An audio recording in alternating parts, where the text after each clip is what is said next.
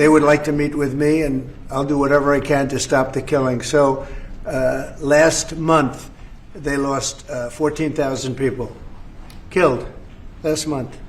Every week is 4,000 or 5,000 people. So I don't like long waits. I think it's a shame.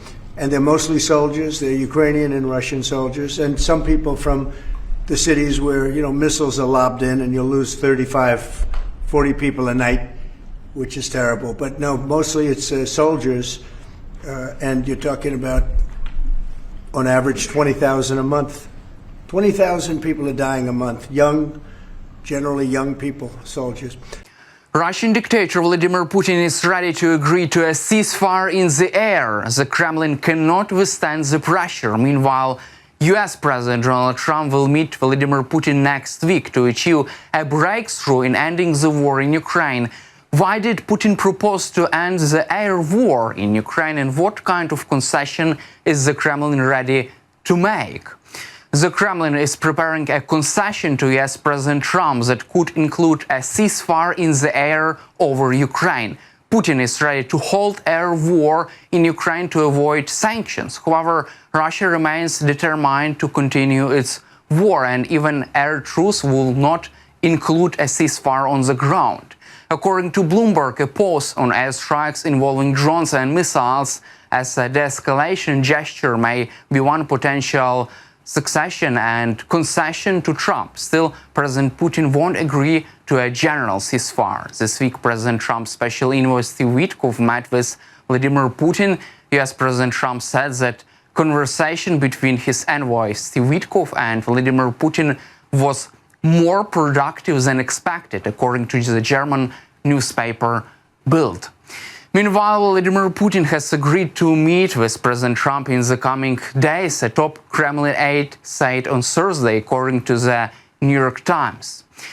Yuri Ushakov, Mr. Putin's foreign policy advisor, confirmed reports on Wednesday that Trump said he planned to meet with the Russian dictator in person as soon as next week to follow up with a meeting with Putin and President Zelensky. Quote, "The American side has suggested, and we have agreed to hold a high-level bilateral meeting, that is, a meeting between Presidents Vladimir Putin and Donald Trump. However, he declined to discuss the idea of a three-way summit with President Zelensky. The confirmation of a summit between the American and Russian presidents comes a day after Steve Witkoff held talks with Vladimir Putin in Kremlin. Also, US President Trump is confident that there is a good chance to achieve a ceasefire in Ukraine during a personal meeting with Vladimir Putin." Well, there's a very good prospect that they will, and we haven't determined where, but we had some very good talks with President Putin today, and there's a very good chance that we could be ending the end of that road. That road was long and continues to be long, but there's a good chance that there will be a meeting very soon. I don't call it a breakthrough. I mean, we've been working on this a long time. There are thousands of young people dying, mostly soldiers, but also, missiles being hit into Kiev and other places. But in terms of soldiers, I think Russia's lost over 20,000 since the beginning of the year. 20,000. And I guess the estimate for Ukraine is about 9,000. It's a terrible situation. We want to get it stopped. We don't have American soldiers there, but I feel I have an obligation to get it stopped. This was not my war. This war would have never started, not even a chance. And it didn't start for 4 years. It went 4 years and didn't start. But this is Biden's war. This was on his watch. And, it's funny. We had no land was taken from Trump. It was taken from Bush. It was taken from Biden. The whole thing they would take from Biden if it weren't for us. But it was taken by Obama. Take a look at what was taken with all of the land that was taken. Nothing was taken by Russia from us. Not 1 ounce of land was taken. I'm here to get the thing over with. It would have never started if I were president, and we're here to get it stopped and get the death stopped. Yeah, please. President, in the past, you said you would know if Putin was passing you along. What gives you any confidence that he is or isn't doing that this time around? Can't answer the question yet. I'll tell you in a matter of weeks, maybe less. But we've made a lot of progress. And as you know, we put a 50% tariff on India on oil. They're the second largest. They're very close to China in terms of the purchase of oil from Russia. But so I don't know if that had anything to do with it. But we've had very productive talks today. Yes, ma'am? If you do reach a deal with Ukraine and Russia, would you drop the additional tariffs on India? Well, we'll determine that later. But right now they're paying a 50% tariff. Well, we'll determine that later. But right now they're paying a 50% tariff. Okay. Indian officials have said that there are other countries that are buying Russian oil. It's okay. Like China, for instance, It's buys okay. war. Yeah. Why are you singling India out for these additional It's sanctions? only been 8 hours.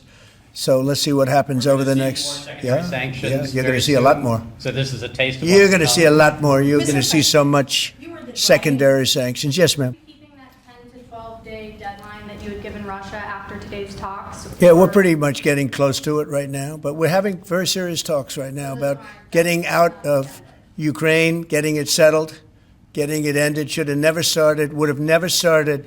If I were president, it would have never started. Also, the Washington Post reports that after the news emerged that US President Trump was planning to meet with Russian dictator Vladimir Putin, European allies were concerned.